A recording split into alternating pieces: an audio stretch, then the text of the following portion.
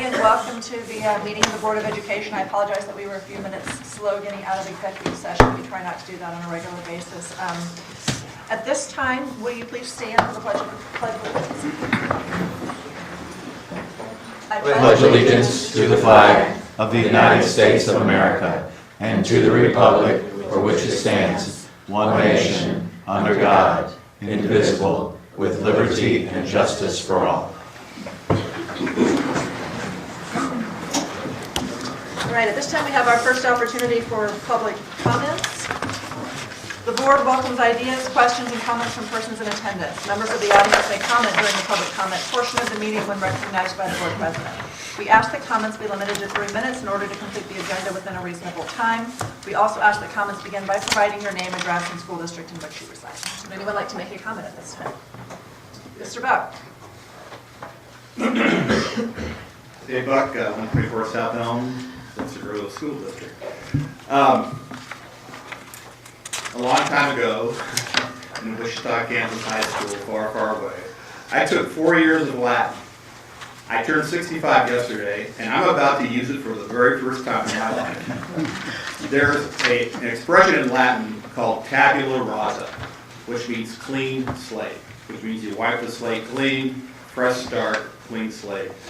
And my personal hope as a district parent and grandparent is that we wipe the slate clean between the school board and the city council. I think I've been to meetings before in the past, these annual 2-hour meetings, and my own takeaway is that they've been kind of frosty, kind of cool. They've been cordial, but they haven't been great meetings in my mind. And I think with the new people coming on the school board, the 3 new people coming on the city council, particularly Laura Arnold, who has invested tremendous time through her triplets in the school district, she's going to be a very receptive year, maybe the most receptive year you have now on the city council, that I hope you two bodies sit down and truly work together. There have been bright spots in the past. For example, the 40-acre project, I thought it was magnificent. I thought you two guys, organizations, worked well together, you collaborated, you had 4 great community meetings where you got input into the design. But then, unfortunately, S&W was defeated, and the 40-acre project went away.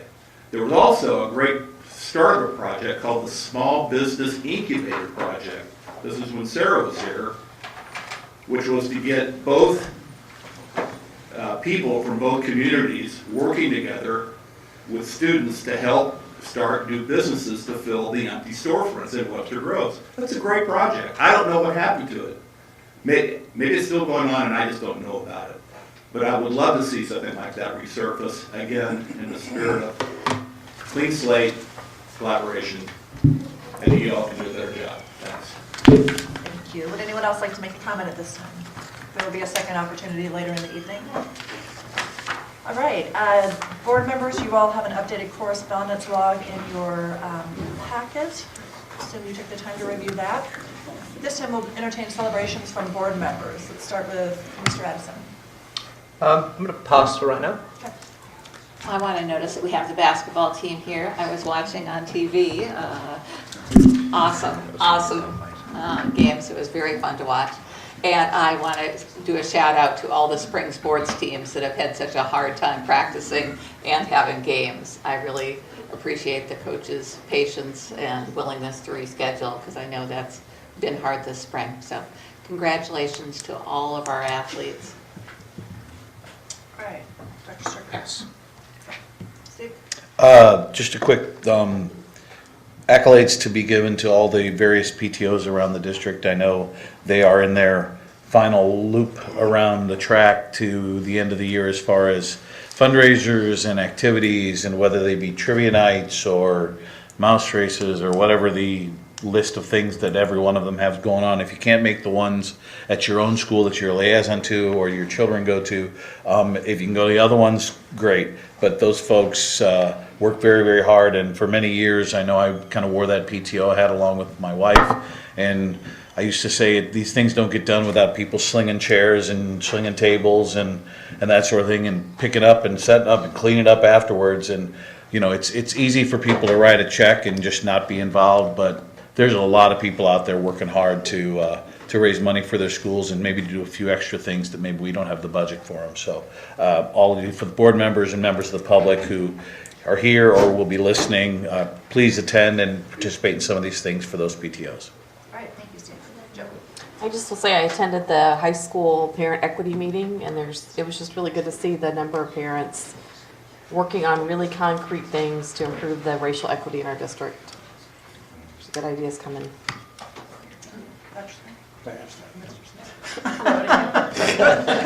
All right, celebration from administrators. Kathy V. Yes, I've got one. Chris Moore, who's a high school senior and one of our tech helpers down the street at the retirement apartment, Pacific Place, has received Tops at Tech, which is a major South Tech High School award for his achievements at school. And this weekend, he came in first at state in Skill USA's internet working competition in Springfield.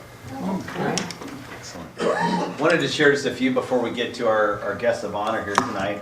First of all, I had the opportunity to help facilitate with Hudson Elementary and the Webster Groves High School a tour of Saudi educators as part of this collaboration with St. Louis University. There are approximately 25 to 30 Saudi educators that are coming over annually, and then they are placed in schools. We'll have students at both Hudson Elementary, or educators at Hudson as well as Clark. But we kind of designed the morning for them to kind of experience some different schools. They always want to go to the high school. There's a lot of them are high school educators or administrators. And Lisa and her team at Hudson, and then John and Angela and the folks at the high school did a great job. Always most fascinated by the industrial tech area, and then any kind of specials at the younger levels, especially for the women in Saudi Arabia who aren't given the same opportunities as the boys and the male students. Really neat. Also wanted to celebrate Hickson. Grace put together kind of an equity social justice event for middle schools around the region. Featured schools from Clayton and Parkway and Normandy and a few others, where they met at the Ed Collabitat, University of Missouri St. Louis, to engage in different PD type discussions, opportunities around topics such as racial justice and equity. There were professional facilitators that were there, but then there were also facilitators like our students at the high school who participate and speak up. There were middle school students who were facilitating restorative circles with groups, and it was a really powerful event that she initiated. Next year, what they're going to do is they're going to have a multi-day event where the students are going to identify some of the real problems in their school, and then they're going to plan and do like planning and action around that, and then be talking about that throughout the year. So I think, again, being in community with one another on such an important topic is fantastic. And last thing, kind of like Steve was saying, just celebrating a community. I had the opportunity, the superintendent has always been cast in the Avery play. It's in its 69th year, which is, they joked that night, it's been going on longer than the Super Bowl. So this past year, I had the opportunity to participate in that. They're always very generous about putting me in scene 1, act 1. But my daughter and I enjoyed staying the first night, and it was really good. But it's a tremendous effort. I mean, there are people in that community who write the play, produce the play, direct the play, and then they rehearse a lot. And they also have a lot of fun. They enjoy it. So kudos to that community. Next, we wanted to honor, as Jean said, the Webster Groves High School basketball team. This tradition of excellence continues, thanks in large part to the coaches that we have working with the student athletes, but also the commitment of the students. I've had the opportunity over the past few years to see these folks play a number of times. Had the opportunity with the family to go last year as well as this year down to the state championship. This one was a little bit more tighter, a little bit tighter than in last year, but it was an incredibly exciting season. It was a season where they had to show a lot of grit and perseverance and determination, and paid off in the end. Came home with the trophy. And so what we wanted to do is give Coach Blossom an opportunity just to highlight, say a few words about the season. First of all, thanks for having us. Our guys were really determined throughout the year. We wanted to win a championship with Dr. Clark in his last year, and they did it. So, sorry. But so that meant a lot to our guys because we worked for the best principal in the world, and I don't know, we wanted to win for them. They did. So these guys were awesome. We went through a lot this year. Good, bad. Some more bad, some good, and but to be honest, they stayed the course. They kept practicing hard, and down the stretch, our guys were really good, and couldn't be more proud of them. I know it's our 17th consecutive conference championship. I sit here, Tracy Pope's here, Eric Jones was on our championship team 17 years ago. Grandma came to all our games, is here, 17 years, which is awesome. Tim Belton played on that team, who's helping us coach this year, so. 17 years goes fast, but I said, and it's everybody. It's not just this year's team, but all those teams in the past that kind of built us up to this, to where we are today, had a lot to do with it. So I don't know. All three seniors, a bunch of them have all-star games tonight and AAU practices, but all three seniors are going to go to college and play college basketball and get it paid for. And I don't know. I think they're a great representation of our community, and said couldn't be more proud of them. Yeah.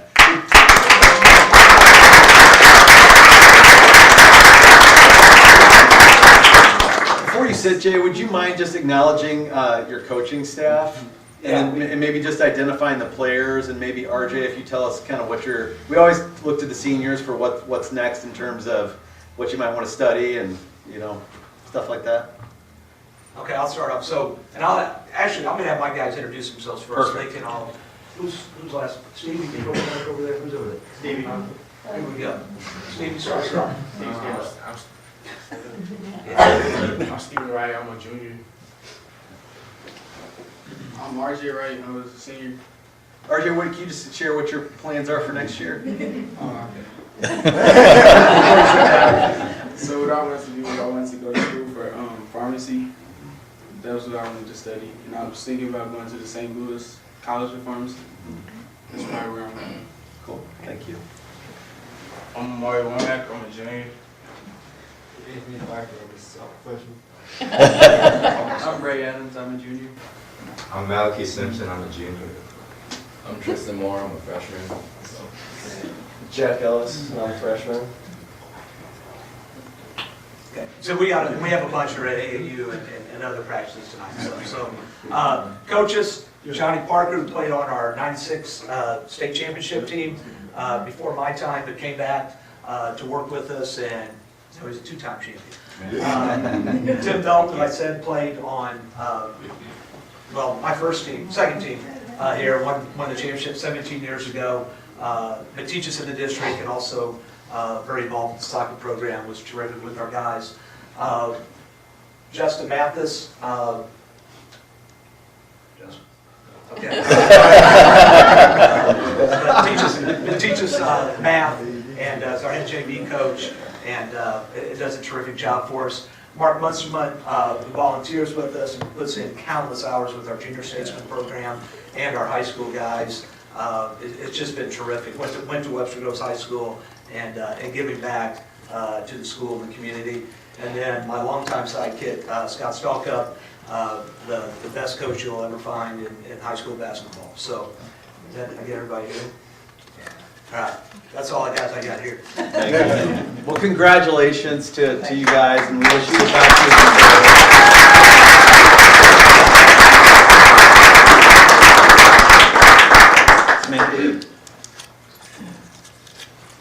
If I can get it out. Like Jay said, my grandson played, how many years ago? 17. But he has been an awesome coach and leader for the kids, from my experience with him. And he's kind of like a brother from another mother. But he and his wife Julie are great people, but I hope you keep him on for a long time. Thank you. Thank you. All right, you all are welcome to stay for the rest of the meeting. However, if you need to practice or do homework or play Xbox or whatever it is you're all waiting to do this evening, you may, don't feel free to. Thank you, thank you.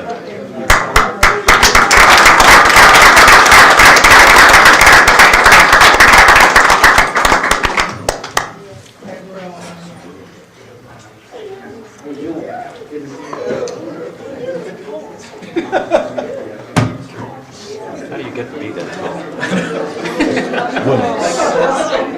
Thank you. It's in the genes in my family. I was 6 inches taller than everyone else in my family, except my grandpa.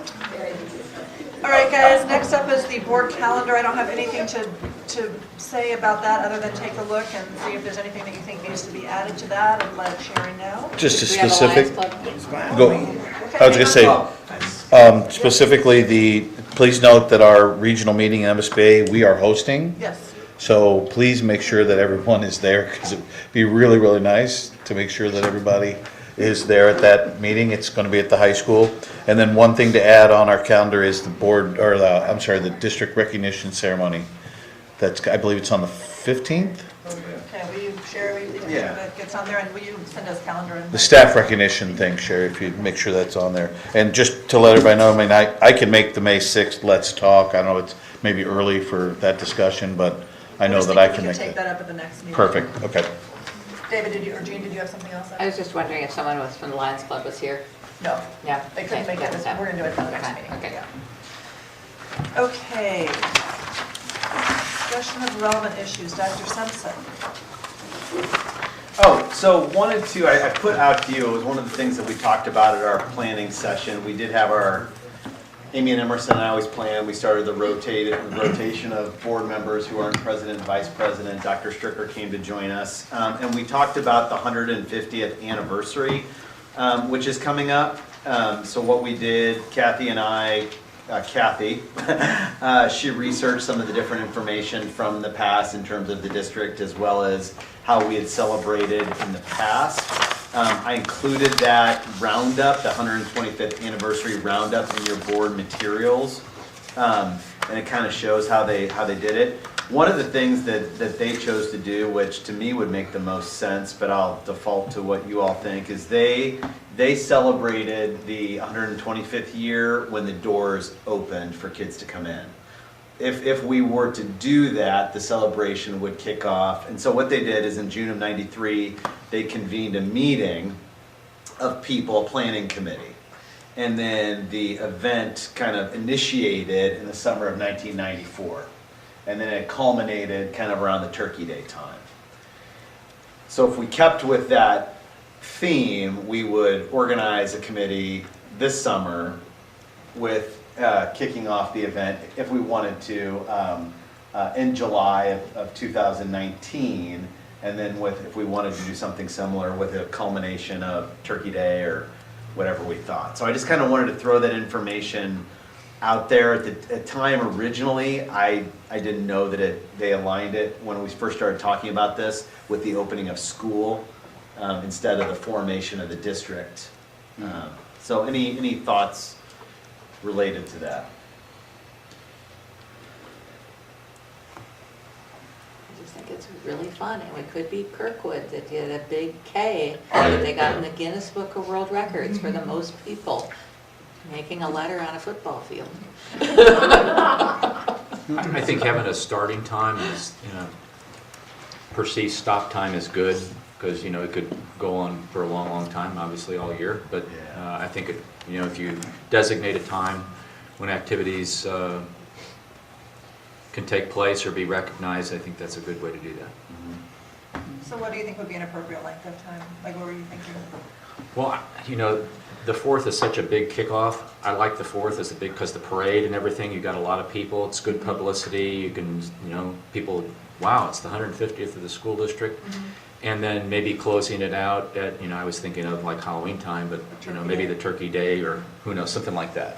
That's kind of what I was thinking too. And get the students involved. Yeah. They normally have those themed Turkey Day activities. maybe we focused around 150. If we're gonna do something for the 4th, we never do it. Well, this is, again, if we use their timetable, we would come together with a planning committee this summer Okay. with Oh, the following okay. summer. So Okay. they started planning in '93, and then they initiated their first event in July of '94. So 25 years later, that would have us initiating in July of 19. Okay. So we would have some time to plan it. So again, if we were looking to celebrate the 150th when the school district was first formed, that would be now, this summer. If we do it consistent with what they did with 125, we would initiate the planning, and then we would kind of start it with the following July. I think that makes more sense. What do you all think? Being coinciding with the actual opening as opposed to the planning. Opening of the school district? The opening of school. School. So what they did back, what the 125th people did, I don't know if the 100th people did this, is they scheduled the events for the 125th to align with the first day the doors open in Webster Groves, which is October 11th of 80, I think it was 1889. 1869. 1869. So 68. So it was founded in 68, but it really wasn't opened until 69. Right. That makes sense. Yeah. Okay. So then we would culminate our planning this year, but then next July is when we would have our festival. So we've got a year to Started. really do it right. Right. From my perspective. Yeah. They had like schools or churches ring their church bells on October 11th. They had a lot of different stuff going on. I Okay. recommend to follow that path. I think that's good. It would seem a little rushed if you tried to get something done by Yeah. August of this year, Yeah. if you really wanted to do it right. Yeah. Perhaps you get somebody who's just stepping down from the board to go and chair them. No couple He's people, got maybe. No couple people. Okay. Okay, reports from superintendent and staff, administrator salary schedule. Mr. Ellen? And Dr. Wiley.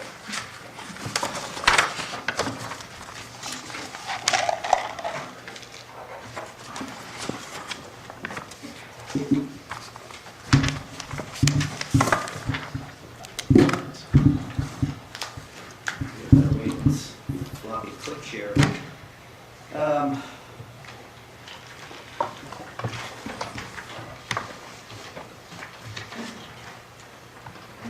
Thank you. On behalf of the Administrative Salary Committee, I'd like to speak for a moment to the recommended administrative salary structure for 2018-19, which was included in your materials for this evening. This structure represents the second year of the salary model developed last year, which incorporates the following factors into the model.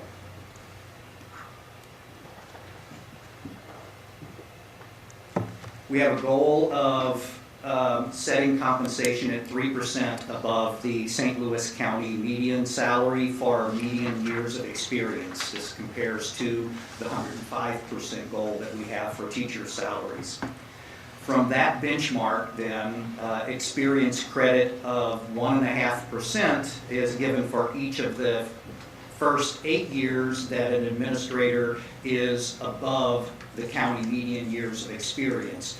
Or if they're below the median years of experience, then a 1.5% per year deduct is made from those county average or those county medians. For any years exceeding 8%, or any years exceeding that 8 years, there's an experience credit of 0.5%. For those that are below the salary goal, when you factor in the county averages, compute what the benchmark is, and then adjust that for the years of experience, those who are below that salary goal, they would receive an equity adjustment of 50% of the difference between what they're currently being paid and what the benchmark says they should be paid based on county median and the criteria, the goal that we had set. For those that are already at or above what that benchmark is, those individuals would receive a minimum 2% increase. It's the same factors, the same model, the same structure that we initially developed and implemented last year. Pleased to report that this year there were less equity adjustments needed because we made progress last year. And the range of salary adjustments was much more narrow this year than it was last year, with the range going from a low of 2% to a high of less than 6.5%, with only 3 individuals needing an increase that was more than 5%. You might also notice that the change in the year-over-year county data was fairly reasonable and consistent when we were comparing the 2016-17 data to the 2017-18 salary data for each of the administrative positions. Since last year was the first year we implemented the model, we didn't have any historical data for comparison purposes. Now we have 2 years of data, and that first year coming in compared to the previous year, the data was very consistent, so that gives us a better confidence level that this is going to be a stable model and something that can be sustained going forward in the future. Since this is the second year of the model and the board's familiar with those factors, at this point I would just open it up for any questions. The information that was provided to you was for each individual position, assistant principals, at central office administrative positions, and so this just shows the basics of how the formula in that model would work. Questions from Mr. Elliman?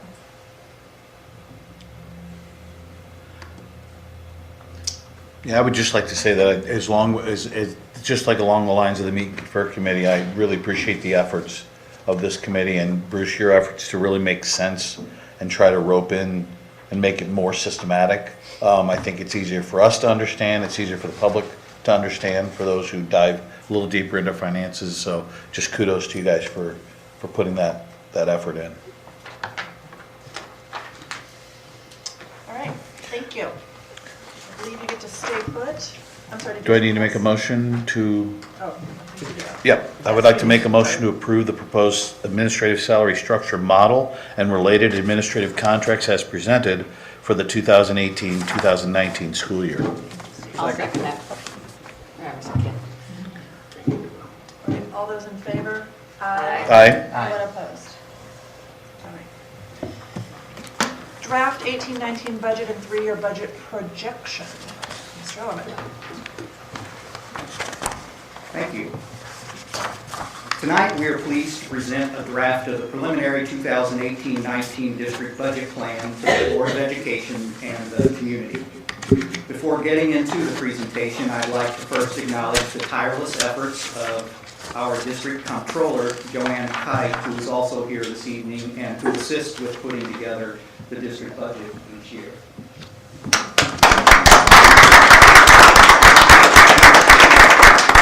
Somehow she tolerates my constant questions and requests for information while still getting all of her regular work done. The 2018-19 budget proposes to continue district class sizes, programs, and support services at their current levels, as well as provide what I would characterize as seed money for a few new initiatives. The overall revenue and expenditure outlook was outlined in a fair degree of line item and explanatory detail in the advanced materials provided to you and posted for public inspection. As there is not much more that can be added to that information, my remarks this evening will be somewhat brief, focusing on the most significant issues and factors, and assuming that the board has done its assigned budget review homework. If you will indulge me for a moment, I'd like to put the budget development process into context.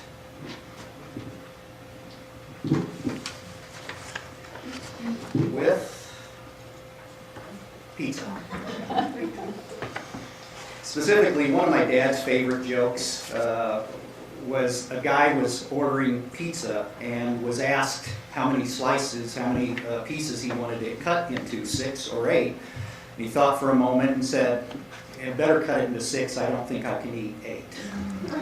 So I guess more slices make it seem like more pizza.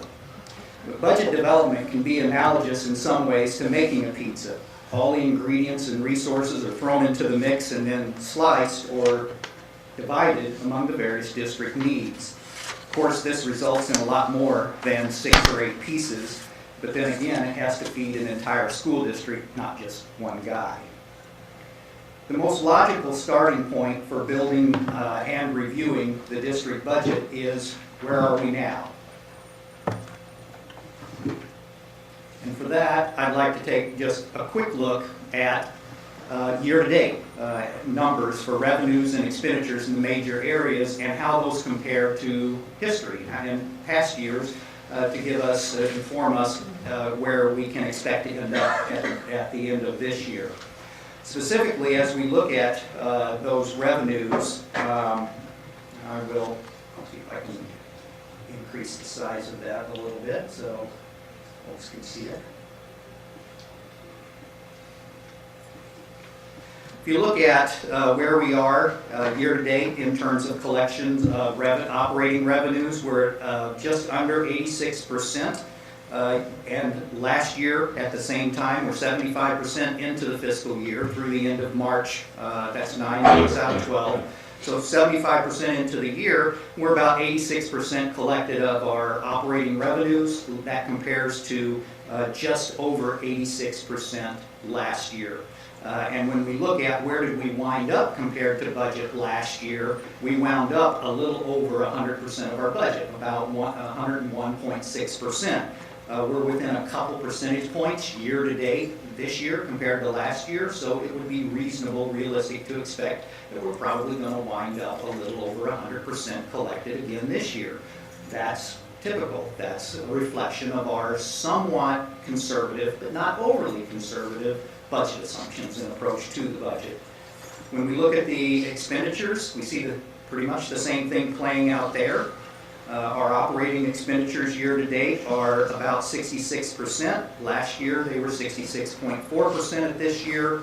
The end of the year they wound up last year at 98%, just a few percent below the 100% of budget. So this year we're running very similar to last year. One could expect that we will probably wind up very close to the same 98% of our budget expense spent on expenditures. So again, a reflection of both our conservative budgeting practices as well as some efficiency initiatives that were implemented during the year. So we're really in a good place and tracking very well budget-wise.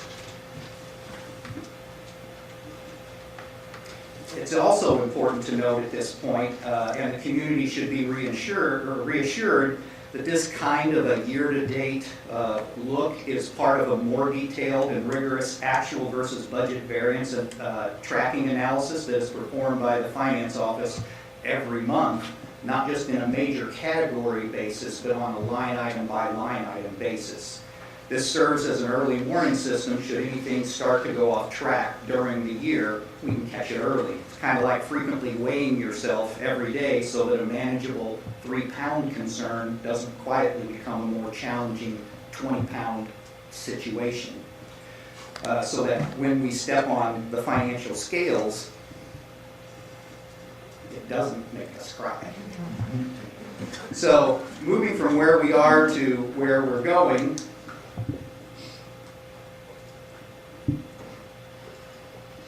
I like this thought. Imagination should be used not to escape reality, but to create it. I like that thought not because we just use our imaginations to dream up the budget figures, but because of the creativity and the rethinking that goes into the programs and services that the budget is actually made up of, that goes into how the district conducts its business. After all, when staffing, salary models, efficiency initiatives, revenue optimization, and other strategies are structured properly, the budget really then just reflects that and speaks for itself. The preliminary 2018-19 district budget continues a sustainable, stable, no surprises philosophy. Similar to this year's year-to-date actual versus budget results, the district's favorable budget outlook for future years is largely unchanged from last year's projections.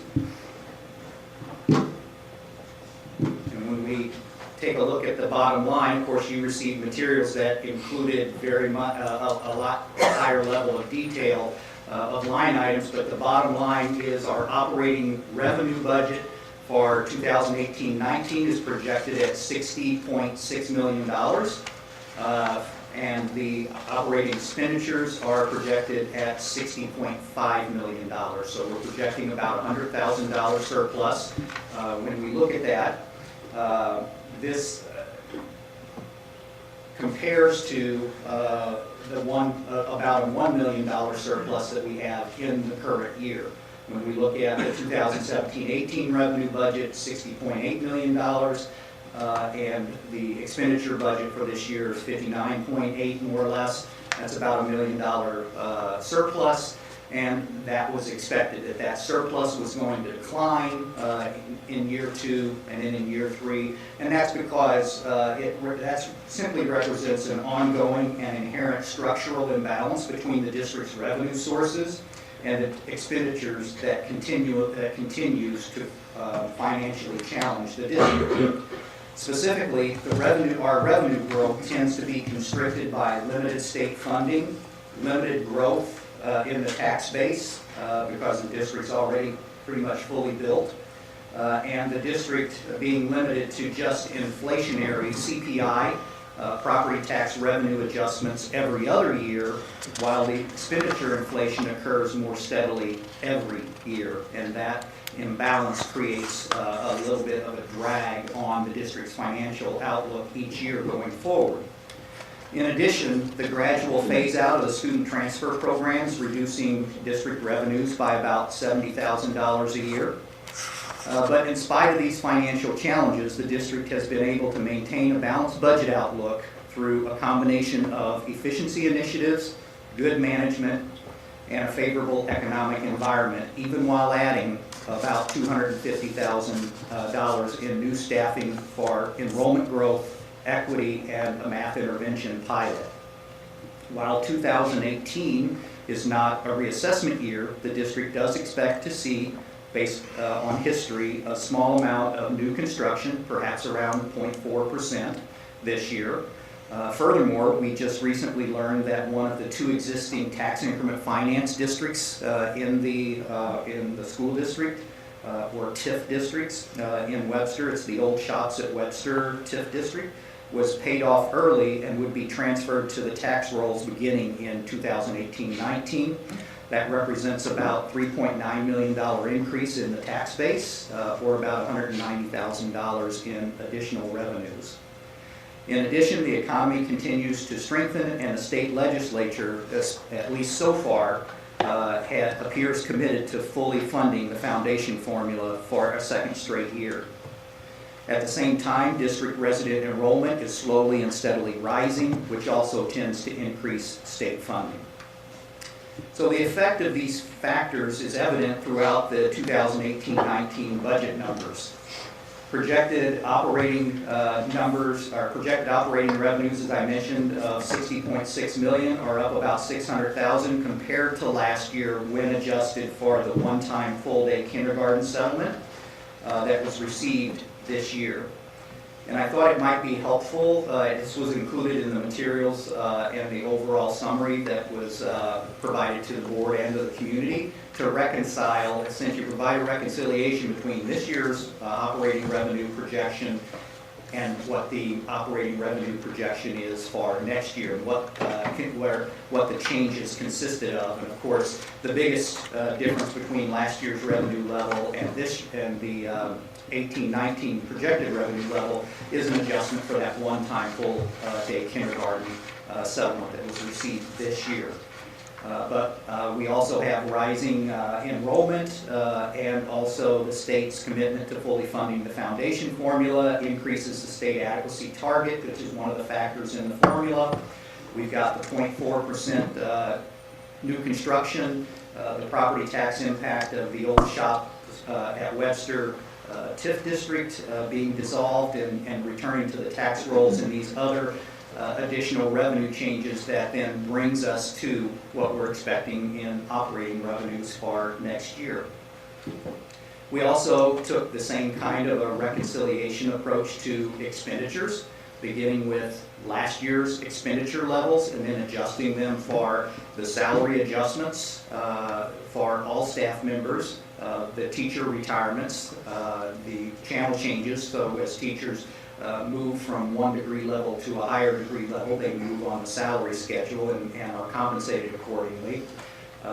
The medical insurance increase and other factors similar. And the other major adjustment was this year's operating budget also includes a carryover of about $800,000 of unspent building and facilities budgets for the first time, and that's a one-time budget adjustment that was made earlier this year that took the previous year's unspent budgets and added them to this year's budget. So those need to be backed out when we actually look at what the ongoing portion of the operating budget is, and when we make those adjustments, we can see that we're going from a $59.7 million budget essentially to a $60.5 million budget, or about a $600,000 increase, or $700,000 increase, which is only about a 1.2% increase over the current year. But if you adjust it for that $800,000 of unspent carryover, then we're looking at more like a $1.6 million increase, but that's still only about a 2.6% increase, which is about the current level of general inflation.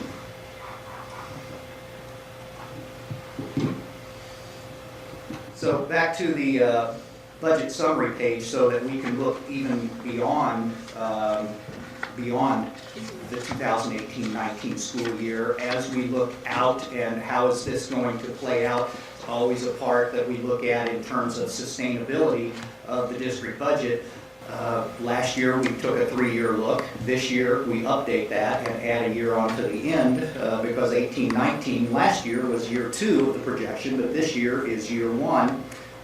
And so as we look at that and make the same kinds of reasonable assumptions, and of course if the board would like a workshop on getting more detail of exactly how the long-range projections are made, what assumptions we're making with respect to enrollment, salary increases, inflation, tax-based growth, that kind of thing, we're talking about a longer session than just a brief presentation this evening, and we'd be happy to do that. But as we look at that and that structural, that inherent imbalance in the revenue growth occurring essentially every other year versus the inflation on the expenditure side occurring every year, that manifests in an increasing deficit looking forward. So we would be looking at about a $600,000 deficit in 1920 and then about a $1.9 million deficit in 2021. Now, of course, those deficits and that trend was expected. This is nothing new. It's not a surprise. In fact, this is a little bit better picture than we were looking at a year ago when we were projecting forward. If we look at that, the comparison of financial projections when we were looking out before a year ago, June 2017, we had projected about $1 million surplus this year, about $100,000 deficit in 18-19, and a $900,000 deficit in 19-20. 2021 was year 4 at that time, so we hadn't projected that. But for those years, then this year we're looking at $1.1 million, which is up about $100,000. Next year we've improved by a couple $100,000, and the year after that we've improved by about $300,000. And again, that is a reflection of the conservative budget assumptions that we make, and continuing to work on efficiencies in the district to improve that outlook. So while the two ends of the budget may look somewhat far apart from a distance, as we get closer to it, we can bring those two ends closer together through those things that we've been doing in the meantime. So, in summary, this stability in projected outlook, in conjunction with the district's healthy fund balances, point toward continued financial sustainability in the foreseeable future. While the primary purposes of fund balance reserves are for cash flow, unforeseen emergencies, and budget fluctuations, they can also serve, when properly managed, as a buffer of sorts to absorb budget deficits of limited amounts for a limited time as part of an overall systematic district financial plan, such as what we're looking at here. In fact, if you look at the budget summary, the bottom line, that last line, 108, is the operating fund balance. You can see that in 15-16, we wound up the year with $20 million in fund balances. At the end of the current year, 2017-18, we're expected to have about $24 million. So over the past couple of years, we've increased our fund balances by $4 million. What the district needs for cash flow purposes, minimum operating purposes, is about 25% of operating budget, which is about $15 million. So out of a $60 million budget, we need $15 million for cash flow purposes, and the balance is for those unforeseen emergencies, for budget fluctuations, and just some additional stability as the district goes forward. So as we look forward over the next 3 years, there could be up to a $2.5 million deficit. That's the $600,000 in 1920 and the $1.9 million in 2021 that we would need to dip into that $4 million that we've accumulated the past couple of years. And so looked at over that period of time, we still are maintaining the district's healthy financial position and fund balances. And again, those deficits are projected in the future, and we expect to continue to work on them like we have in the past to reduce them as we go forward. I also indicated in the materials that you had some future budget positives and negatives as we go forward. But as a general statement, the positives outweigh the negatives, not just in number, but also in potential impact. So I won't go over those here, but just refer you to those if you want to have a better sense of what are the factors that could impact the district's outlook going forward. But this budget management approach really keeps the district deliberately aimed toward a stable and sustainable financial path for the foreseeable future. In closing, I wanted to note that, and you may have noticed that the preschool and adventure club budgets are still at the 17-18 levels in the preliminary budget that was put together. They've not yet been updated yet, pending clarification of the PK state funding picture. There's no action needed on this preliminary budget tonight. This was just a report for discussion and information only. The final budget will be presented for formal approval at the June board meeting. So at this point, I would open the floor for questions. Questions from Mr. Elliman? Just a comment. As always, I appreciate your humorous graphics. You're welcome. I have one question, Bruce. How far out do you project that we see the fund balancing decrease year after year for the next couple of years? Nothing dangerous or anything that we need to have a concern. Is that 2025, 2026? It's really hard to predict that, because once you get beyond a 3 or 4, even a 5-year projection, things get impacted so much by just little variations or changes in your assumptions. I feel comfortable when we're looking at a 3-year planning horizon that we're going to be pretty solid on that. You get past much past 3 or 4 years, it begins to be just numbers on paper and just some guesswork that can be influenced too much by just a little variation. So I would hesitate to say, and I haven't actually even made any projections beyond the 3 years that we're looking at. We can do that and plug in some assumptions and see where that goes, but what I do know is that there's about a 1%, 1.5% imbalance each year between revenues and expenditures that are just inherent in the budget process. Our expenditures are growing maybe 2.5%, while our revenues are growing about 1%. And 1.5% on a $60 million budget is about $900,000. So every year that adds about $1 million to a deficit. So if I projected out a fourth year, it's going to that 1.9 million deficit will look like a $2.9 million deficit, give or take, in that year. But that's 4 years out. We thought that that the third year, a year ago, we thought that year 3 was going to be $300,000 worse than now what it looks like, because of our efficiency initiatives, because of the measures that we're putting forward.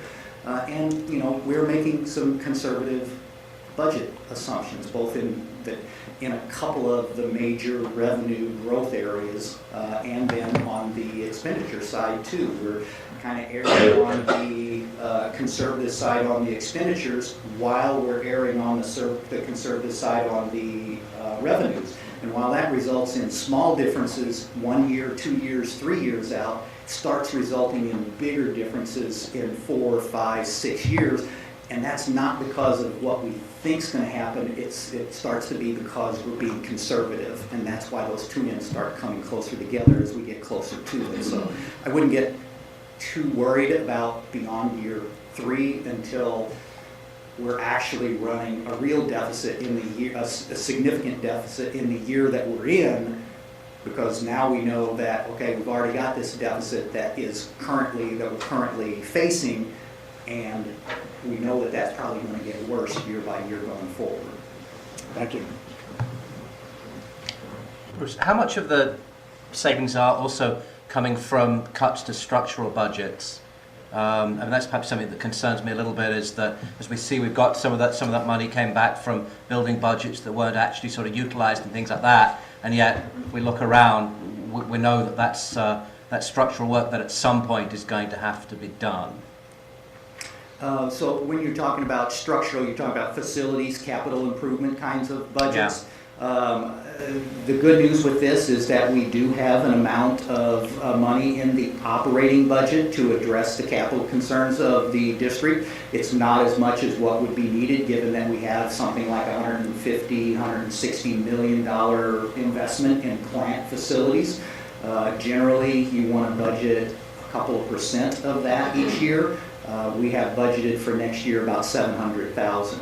But $700,000 is better than nothing. It takes care of the priority needs. The district's basic facilities are in pretty good shape in terms of roofs and HVAC. There are some things that are starting to show some wear, and that eventually we're going to have to reckon with. And in fact, at our very next meeting, you're going to receive the comprehensive facilities assessment report that we commissioned be done several months ago. We're going to take a look at that. We're going to see what the facility needs are and what those priorities are. And the other piece of that is that funding doesn't necessarily all have to be borne on the back of the operating budget. We have a no tax increase bonding capacity that we've been diligently working at to try to shore up and to increase for the district for the possible eventuality that we're going to have to address some of these facility needs, and that those needs would be greater than what the operating budget could support on its own. Thank you. Great questions. Anybody else? Questions? All right, thank you, Bruce. Appreciate the thorough update, as well as the humorous preface. Dr. Denbo.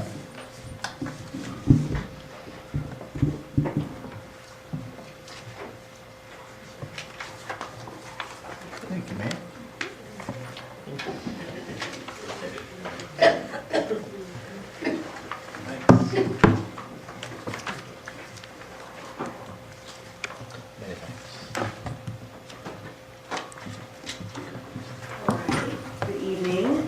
This evening, I'm just going to give you a brief update on some things that have occurred since the last time we talked about the early college partnership that I have been working with St. Louis Community College.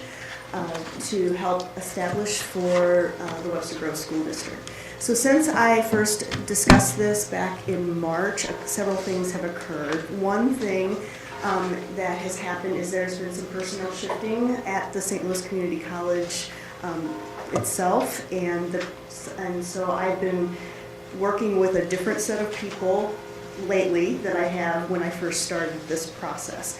And through that process, it was discovered that the memorandum of understanding that they originally provided for me, there were some things that needed to be changed. And so because of that, and this of course came at the 12th hour before a board meeting.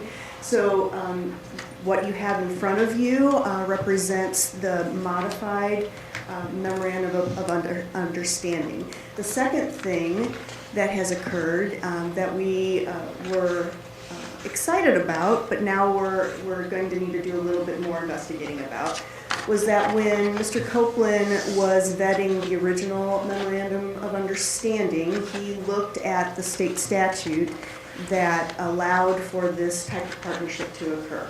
And in investigating that statute, he felt that the statute, and actually the statute is very clear in the wording, that allows districts to develop a partnership where students can go to college and still capture the ADA for the district. In doing a little bit more investigating, it has been discovered that DESE's interpretation of that statute is not, a little bit in conflict with how the statute is written. So I've been working with Doug about this. He is going to continue to look into this. At some point, it will probably come to the board to see how deep or how far you want to push this situation, because like I said before, the statute is very clear. DESE's interpretation of the statute is a little bit in conflict with how it's written. So what you have in front of you is several things. You have a memorandum, we have the MOU that would reflect if we just went with the original plan of having scholarships for 5 students, along with the application process for that plan. You have the MOU for opening it up to students who had the ability to pay in addition to the scholarship students, and the application process for that. And then you also have the curricular crosswalk that has been put together for regardless of what plan moves forward. That kind of gives you an understanding of the courses that will be available to our students at the community college and how they align to the courses within our curriculum. I've been working with Dr. Amy Mead, who is at the Merrimack campus and a Webster graduate, Webster Groves graduate, which is exciting. She's very excited to be working with us. And so she's been working with us with our curriculum and their curriculum and helping us to align those.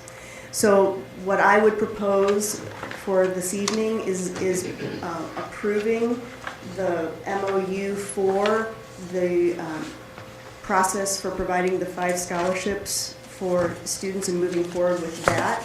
And if after Doug has the opportunity to dig into it further and we feel like we can open it up to additional students, we can go back and approve the secondary.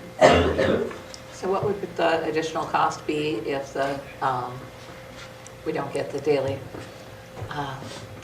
figure from the state? If we were to open it up to students, Do you mean If we don't get the ADA and give 5 scholarships, what's the cost to the district? well, we will, if we provide the 5 scholarships, we will get the ADA. Oh, okay, it's if If kids we're pay paying on for it, their own. we do then you capture went- the ADA.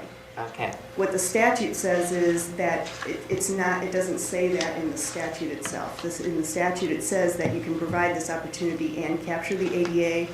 DESE's interpretation is that you can only capture ADA if you, as a district, are paying for the tuition okay, of the and students. paying the full cost? Correct. So since we were already prepared to provide 5 scholarships, I propose that we go ahead and proceed with that MOU, and then after Doug has the opportunity to to work with us a little bit more, we can come back and see whether or not there's the opportunity to open it up to more students. Okay, thanks for explaining. Arnold? And the scholarships, it's the application for admission, that's that process. And who's deciding, like if we have 10 people apply for the 5 scholarships, how is that determined? It would be a committee within myself and within the high school faculty. Chris, it appears from looking at the courses that I guess almost 50% of the courses we offer here are already on the college level. So that's really good. I mean, we're always talking about challenging our students. I think just our regular curriculum is doing an excellent job. Well, they'll be able to get college credit for taking high school courses. So which of the memoranda that we have here are you asking us to? I'm sorry. Yes, it would actually be the second. I gave the MOU and the application for opening it up. That's the first 2 things you see, and then the second 2 would be the MOU for just the scholarship. So it would actually be the second MOU in the packet. Okay. And has Doug reviewed this stuff? Yes. And he's comfortable with the language in it? Yes. Okay. What's our budget for the scholarship? I- 5 of those kids. I have about $12,500 set aside out of my budget. Okay, total. It's about $1,000 tuition, around $1,000 tuition per semester, plus books and fees. Any other questions for Dr. Finley? If not, I believe we need a motion to approve the MOU. No, it's not.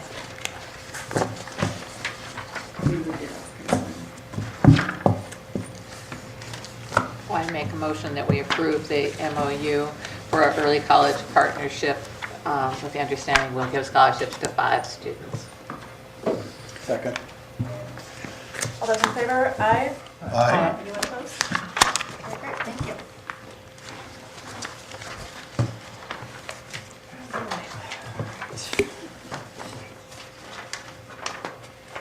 All right, we now have our... Special Hang comments. on, hang on. Yep. I'm going to skip that. Okay. Special comments from the superintendent. One last year.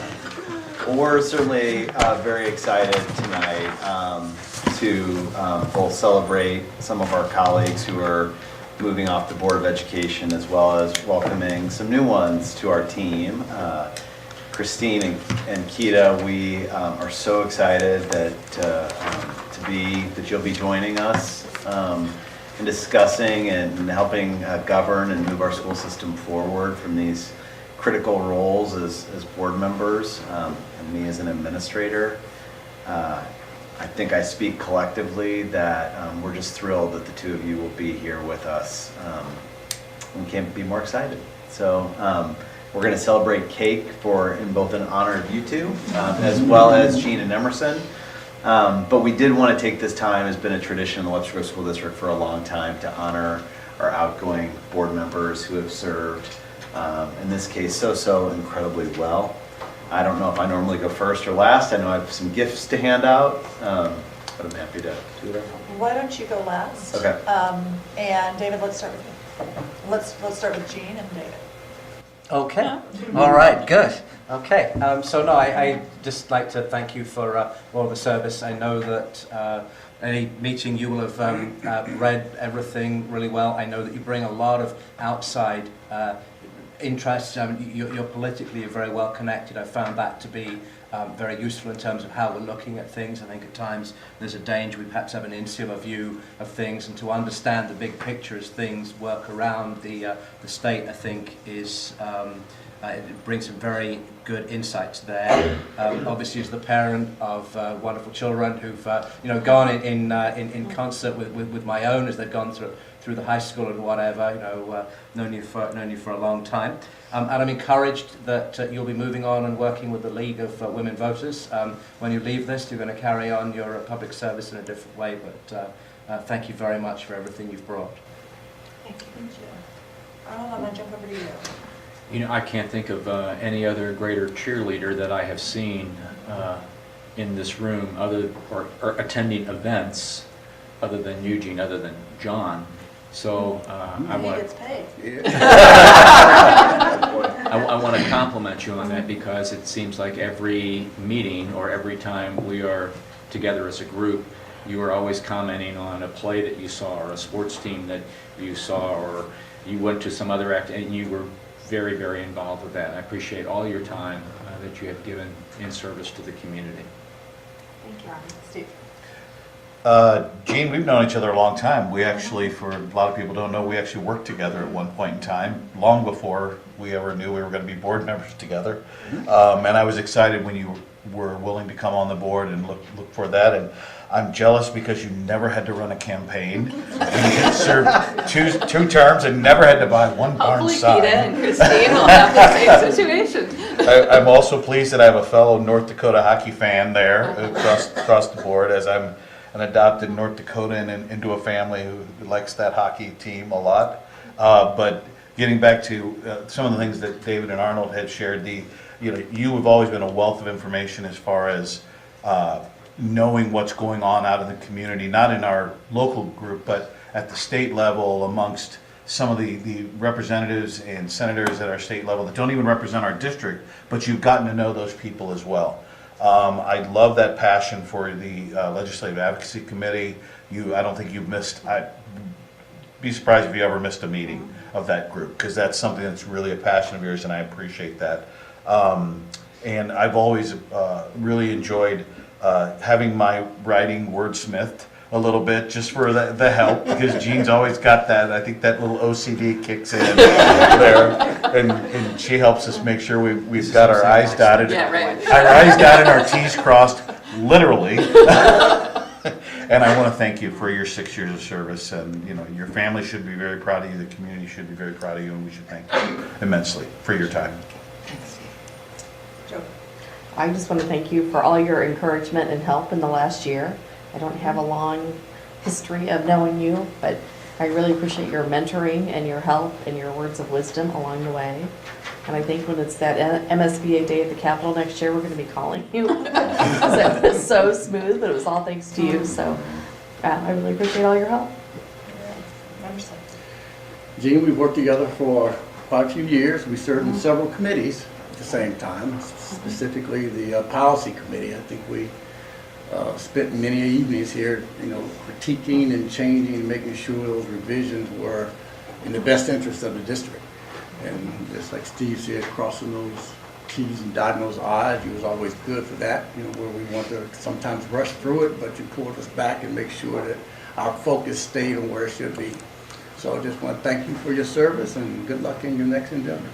All right, and to echo some of the things that others have said, I don't know of a more dedicated board member, Jean, than you have been.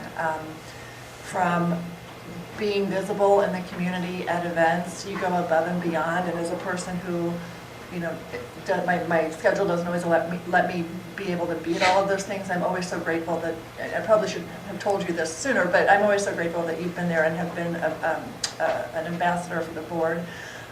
You are always prepared. You've always done your homework. You always, come with questions and ready to work. And I admire and appreciate that so much. And then you've also worked at the professional development piece of it. You really have taken the job of being a board member seriously, even though it is a volunteer job and there's not a whole lot of glory in it. You've really gone above and beyond in your dedication to this role. And the community has been so fortunate to have you, and we will miss you. And I promise you we'll find ways to keep you involved. And I wanted to echo a lot of what people were saying as well. I've known you for a number of years through the different positions and such, and kind of what everyone has said is you've been such a champion for the district. You have been somebody that has always mentioned students first. And one thing that I'll always remember about you is just the champion you have been for our vision and for innovation. pushing the envelope on making learning more progressive, more innovative, and even in moments where I forgot that or I lost sight of that a little bit, you've always brought that back for me, and I think for us. And so I can't thank you enough for that. I also, again, in your role as a committee member, I think you've done such a beautiful job of coming and contributing, but also really being a listener. And I've seen faculty, whether it's teaching staff, support staff, administrators, really feel listened to and heard by you. And you've never in those moments exerted any kind of board power. You've always seemed to have been cognizant of what your role has been, and I know people have just really supported that. And also, again, just kind of wanted to echo the personal side of you. You, like the person we'll honor next, your love for your family. Always talking about your children. Joe's here to honor you tonight. And I also have always valued how you've always asked me about my family. And you've always asked me about Stephanie, who adores you as well. So thank you very much for your service. We have some pictures for you to choose from, as you know. Kathy, Yes. is this the high school or? This is from the high school. They were doing a study of Mr. Hopper, the artist, and these are two different students and their takes on. So you can think about it if you would like. I'll take that one. Okay. We can go on the board. So as is the tradition, one of the pictures stays in the boardroom and the board member gets to take this one.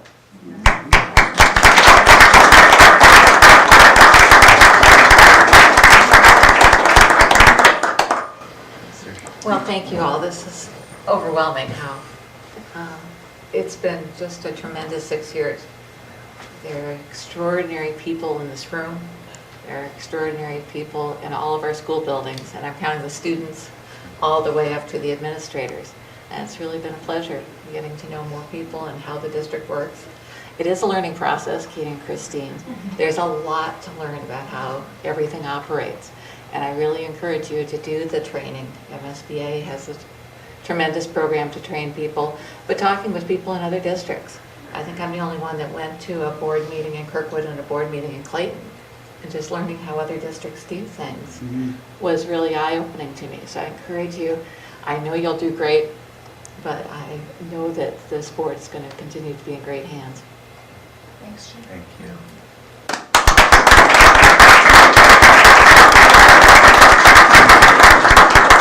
All right, I'm gonna start down here this time, give Gene a minute to collect himself.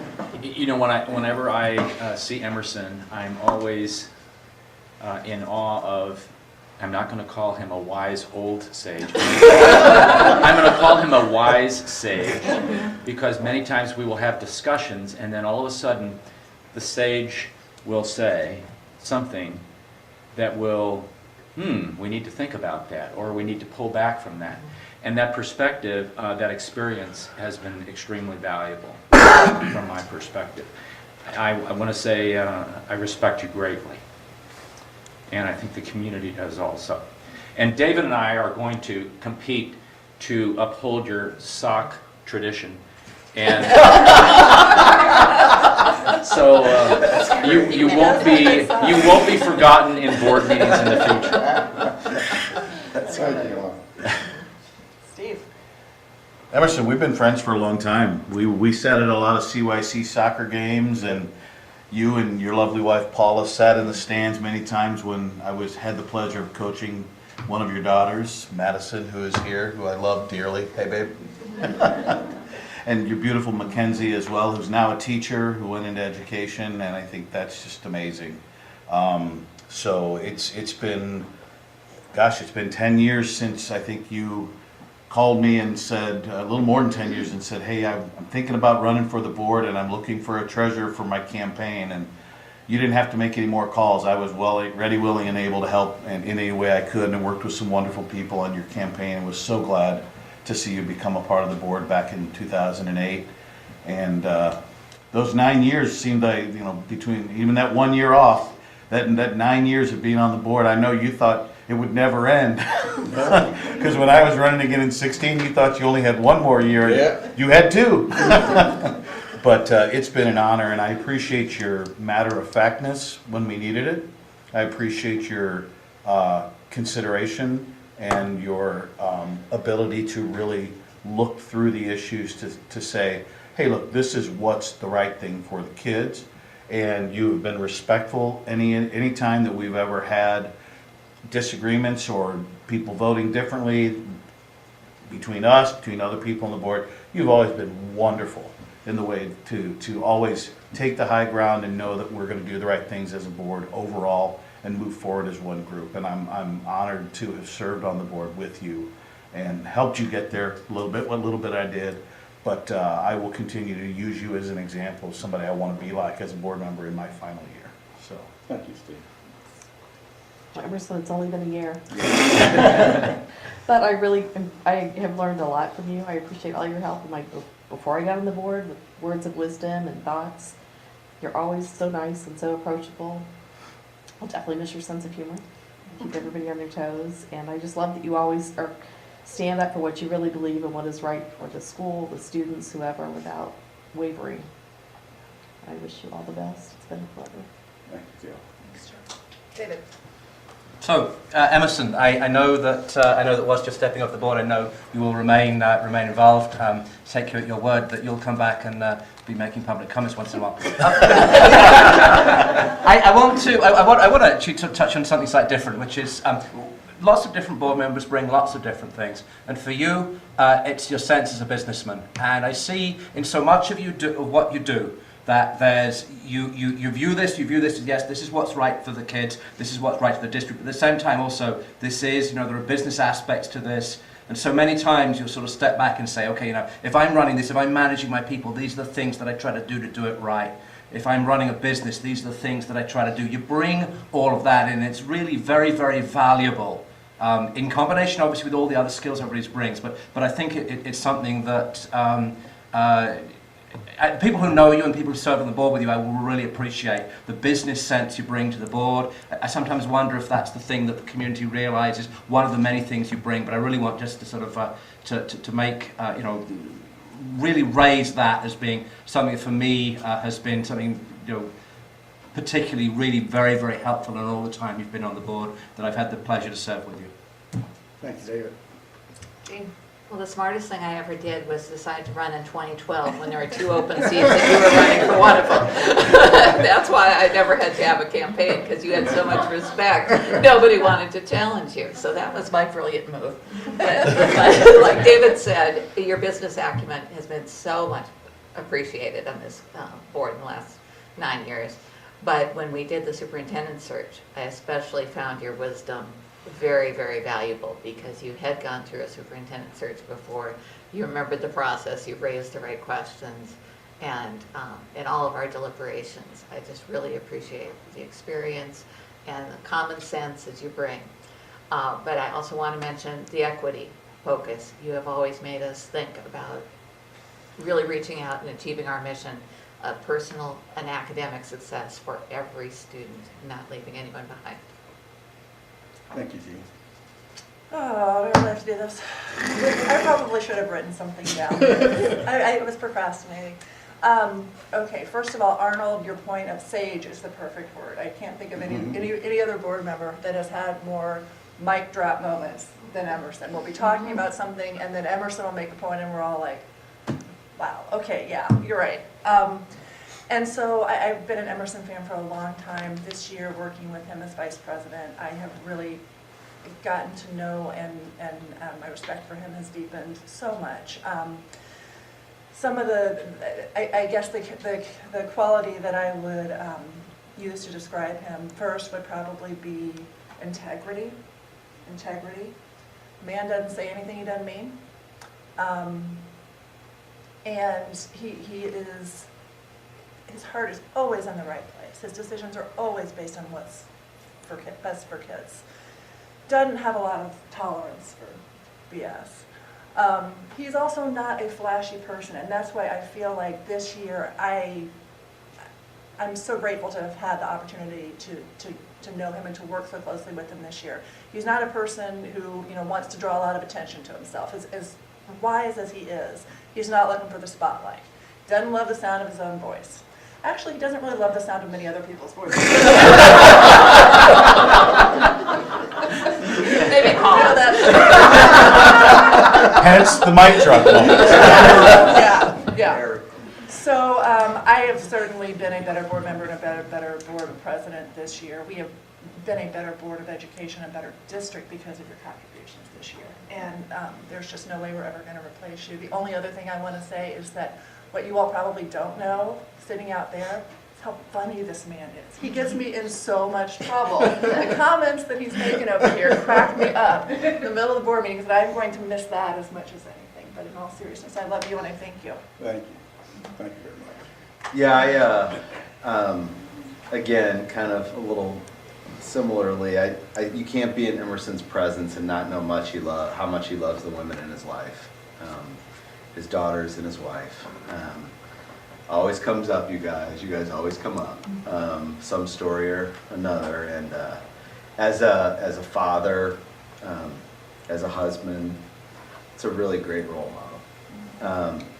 I kind of piggybacking up Amy, one of my words was integrity, and I think Arnold said it so well, is that you are a human being that just exudes character, integrity, and respect.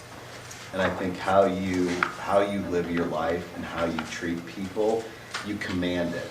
It's not in some dictator, authoritarian type role, but who you are commands respect.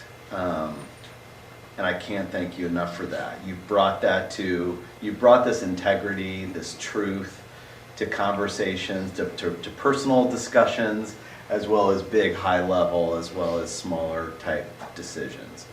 Again, always able to boil down the complex into simplicity in a very wise way. You have also, like others have said, in terms of your involvement and care, whether it's participation on committees, whether it's, working at the back to school barbecue, filling up coolers, bringing water, whatever, you're always there to do what is needed. Humor, again, you're an incredibly funny person, and we're gonna really miss you, and we do hope you come back and continue to work and support. I know some of us will continue to work on some of the enrollment stuff, but we know we'll see you around a lot, but we really care a lot about you, and thank you for your service. So I'll give you your gifts as well.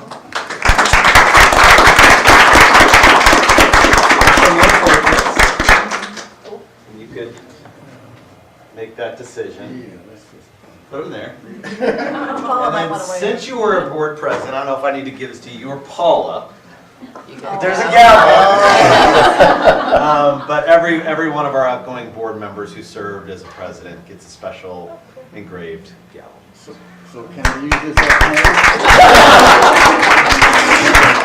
Madison, I'm gonna warn you, he's got it now. He has the hammer. She's hiding it. I think Paula's a very good. And by the way, Emerson, Madison's still a lot faster than you, so she's gonna take it and run. I want to thank all of you for your comments. We'll miss being here. Those that know me know I take community service very important. And I know this board is a very well-oiled machine. I would say out of the years that I've seen boards come and go, I've had my opportunity to see board members come and go, but I think this board, we have the best mechanical workings to get the job done of any other board I've sat on. I respect all of you. I respect all that you do, and I know that you'll carry on and do what you're supposed to do for the kids. And I'll say this and to our two incoming board members, if your decision can't equal what's best for the kids,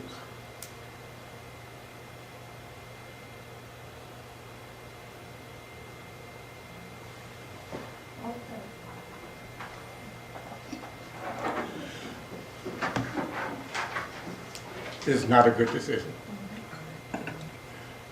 is not the place to have any type of personal agendas. You're here to work for the community. And so you must keep that focus at all times. Thank you, everyone.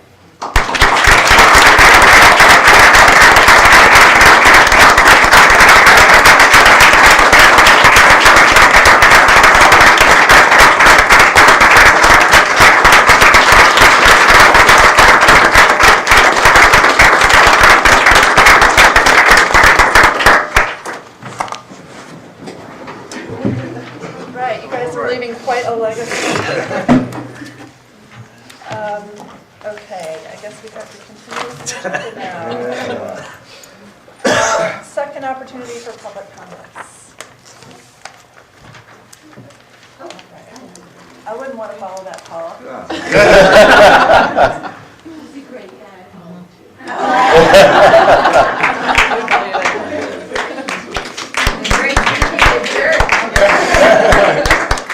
We are members of the same church, and I don't know as kids, but as a couple, they are beautiful people. Yes, they are. People that you want to meet, and every time you see them, they both have smiles on their face. Paul and I are huggers. So we're hugging each other every Sunday, sometimes he does, sometimes he doesn't. But I just want to say that you all had a beautiful person to work on this board. We know it. Thank you, Bill.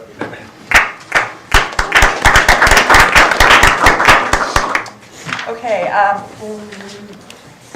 one of the final items of business, we do need to approve a consent agenda. I make a motion that we approve consent agenda items 9.02, 9.03, 9.04, 9.05, 9.06, and 9.07. Second. All right, all those in favor? Aye. Aye. Anyone opposed? All right, approved. I make a motion that we adjourn, sign a diet. Very good. Second. All Very those in good. favor? Aye. Anyone opposed? Okay. Sherry, I believe you are up.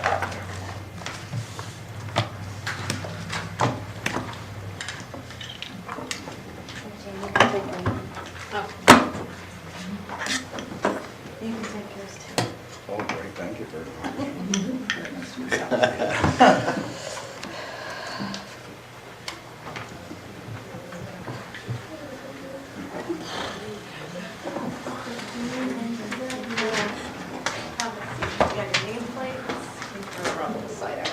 I'm probably talking about it, not here, if you prefer, otherwise, if that's easier. So is Sherry going to call us to order? Where would you like to sit?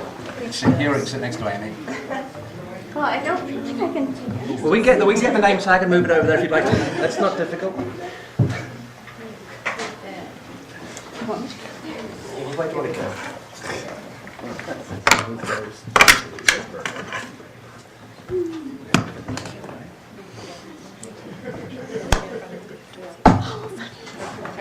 Don't get used to sitting by each other because you probably won't be next. I got moved again tonight. The board reorganizes tonight with the installation of new directors, Christine Keller and Peter Quinn. At this time, board members will also elect their officers for 2018-2019. So I'll start with you. Have the oath of office, if you'll repeat after me. I do solemnly swear I do solemnly swear that I will support the Constitution of the United States that I will support the Constitution of the United States and the Constitution of the State of Missouri, and the Constitution of the State of Missouri, and that I will faithfully and impartially discharge the duties and that I will faithfully, and I'm sorry, what? and impartially discharge the duties of school director in and for the school district of Webster Groves, of school director in and for the school School district, District of Webster Groves, County of St. Louis, State of Missouri, County of St. Louis, State of Missouri, to the best of my ability according to law. to the best of my ability according to law. I do solemnly swear I do solemnly swear that I will support the Constitution of the United States that I will support the Constitution of the United States and the Constitution of the State of Missouri, and the Constitution of the State of Missouri, and that I will faithfully and impartially discharge the duties and that I will faithfully and impartially discharge the duties of school director in and for the school district of Webster Groves, of the school director and for the school district of Webster Groves. County of St. Louis, State of Missouri, County of St. Louis, State of Missouri, to the best of my ability according to law. to the best of my ability according to the law. You can both sign bottom.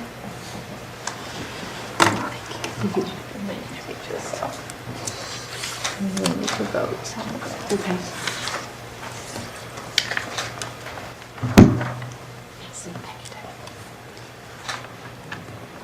Nominate the board president.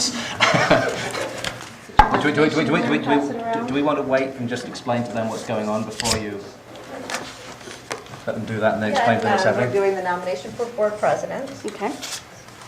We'll pull this one out first.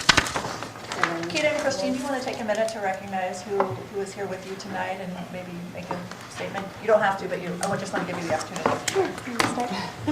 Congratulations. Thank you. Thank you.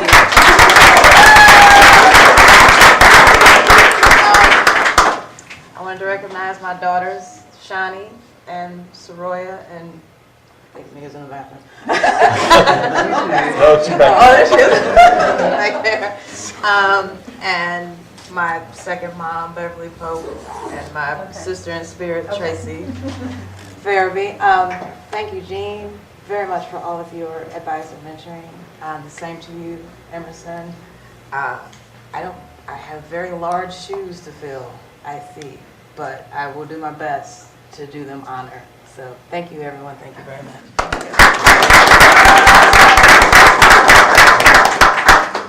Yes, thank you. My husband is here, Brian Keller, who said, "Why did my name get in the paper as a teacher?" I said, "Well, because I wrote it in there." But he is my rock, as you saw, that he takes care of our kids so good. And I have my older daughter, who's a high school student, Elise, and Elena, who is now awake. We get that beautiful eye roll. And my friend Jessica Griffin, who is another Edgar Road School mom, and we're together in a couple of groups through that school. And I'm just really excited to be up here with Keita.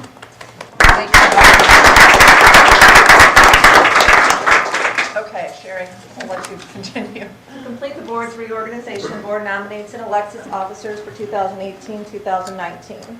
We'll start off with the board president. So what you're going to do is you're going to fill out the name of everyone fill out the name of somebody who they'd like potentially to serve as board president. The secretary who's running the meeting will then ask those, as the names are read out, that person if they're willing to serve in that role. And then if there's more than one person, then the board secretary will administer an election of the various people who choose to run at that point. And then we'll go through the same process, and whoever is board president will do that for the vice president, and we'll do that for the secretary. Okay. So for now, all you have to do is to write down the name for somebody as board president, or you don't have to write anybody's name down. But somebody has to nominate somebody. I'm nominating you. Secretly.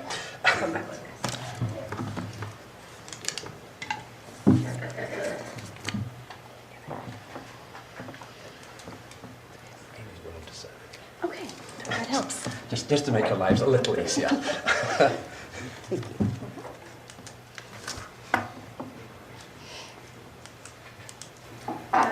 One vote for Amy Clendenin, 2 votes for Amy Clendenin. So she needs to indicate she's prepared to serve first. I want to hear how many votes I get. Yes, I will serve. 3 votes for Amy Clendenin. Just kidding. 1 vote for Mr. Addison. And I will decline in favor of Miss Clendenin. 5 votes for Mrs. Clendenin. 6 votes for Clendenin. Do you accept I do. the election? Yes. Make a motion. Get a motion. Well, I would make the motion that, to nominate Amy Clendenin and elect Amy Clendenin as president for the upcoming school year.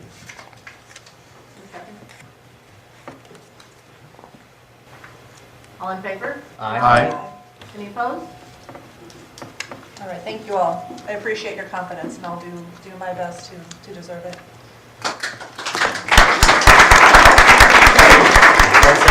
I know. Emerson's like, sucker. Be happy there's no public comments after this because he might be I up know. there. I know. I'm the board vice president.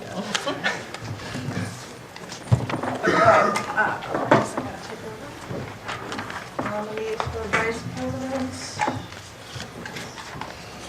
Amy, you got one Oh, more. sorry.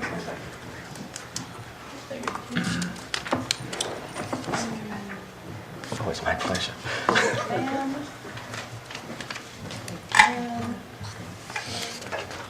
Okay. So nominees for vice president, Mr. Addison, Mr. Addison, Mr. Addison, Mr. Addison. And I'm willing to serve if elected as well. This one says, me.